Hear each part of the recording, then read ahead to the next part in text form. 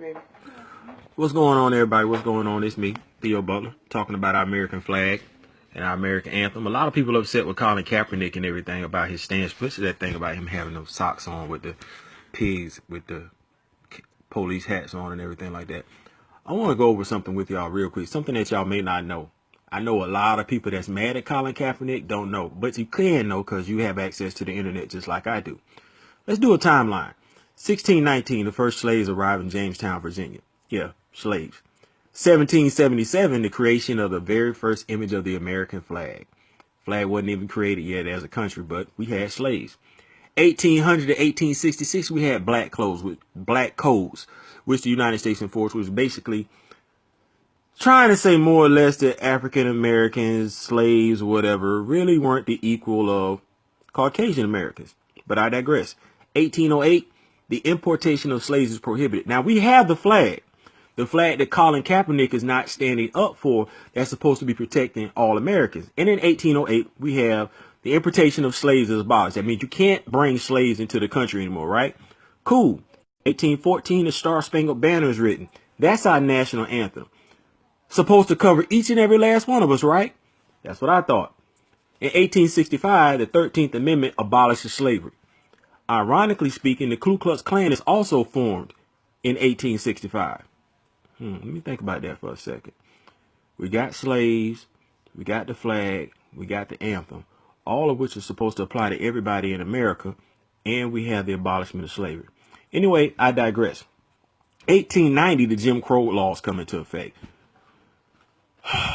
You don't have to be a history major to know what the Jim Crow laws are. Basically, you just have to have a TV or internet. Just pull it up. The Jim Crow laws. 1914, we had World War I. United States is at war with people. Guess what that means?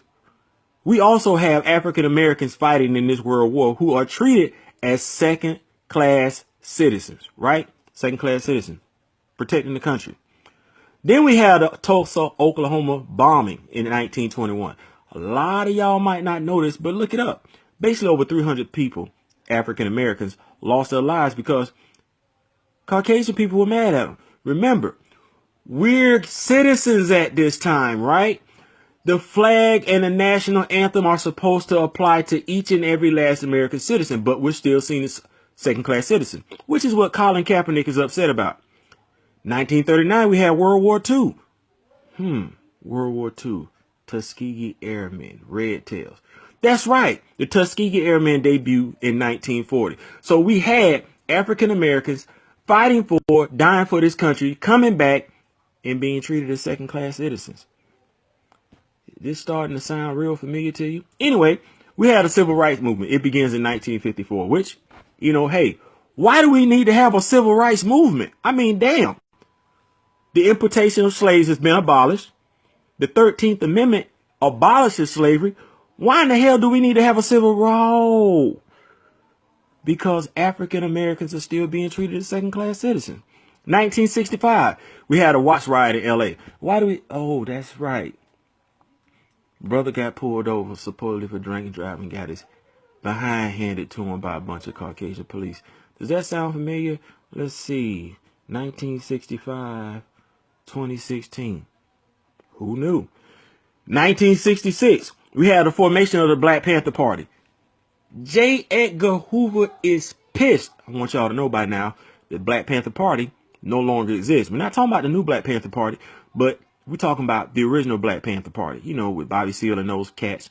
Anyway, they disbanded in 1982, but how is the Ku Klux Klan is still around? Damn. How did the FBI target and eliminate the Black Panther Party and the Ku Klux Klan is still around? I really don't understand that. Anyway, 1992, we had a Los Angeles riots. Remember Rodney King getting his ass kicked by 5 or 6 police officers. They say he was on PCP or something like that there, but what other images do we have of African Americans getting their ass? Oh, all you got to do is just pick up a newspaper, turn on the computer. Seem to be like African Americans still getting their ass beat by police officers to this day. 2013, we had a Black Lives Matter movement, which is pretty important because we were trying to say Black Lives Matter. Just found out a few days ago that somebody actually started a White Lives Matter movement. But if you look at the timeline that I just gave you, it's never been in question whether or not white lives matter. White lives always matter. They always will matter. You don't believe me? Go to a local book stand, magazine stand. You see all those magazines, all those periodicals, a lot of white people on there. And trust me, I'm not saying anything's wrong with white people. There's nothing wrong with white people. But there's nothing wrong with black people either. So what is the deal? Essentially, it boils down to this. Colin Kaepernick should not have ever had a reason to feel like he needed to sit down to prove a point. He shouldn't have a point to prove.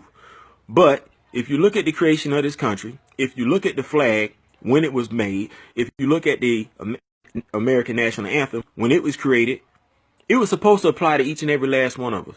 But unfortunately, based on how we feel about it, it doesn't.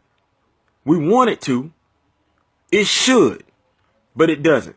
So to all the people, and I really hope the video goes viral, but hey, you never know.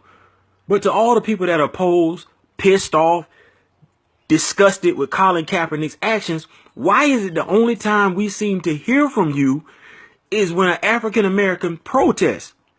I got the two brothers standing up during the 1960s Olympics, fist raised in the air. America's pissed, 38 hot. Why?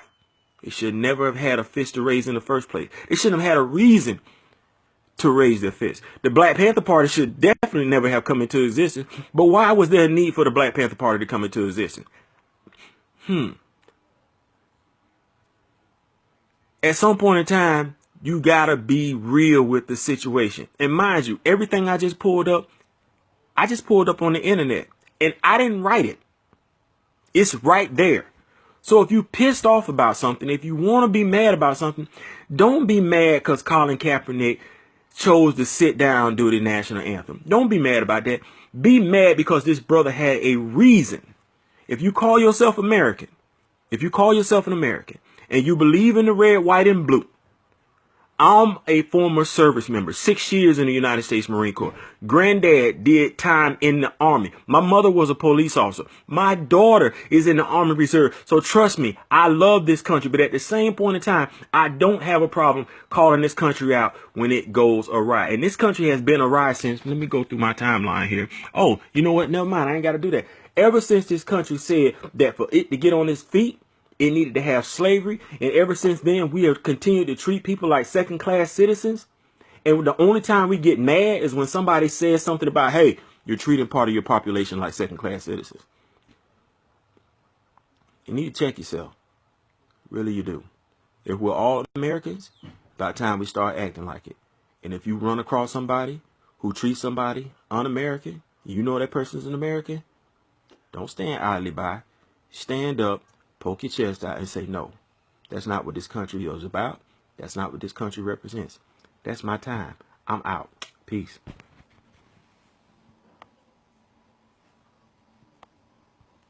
You know, this thing never wants to end like it's supposed to.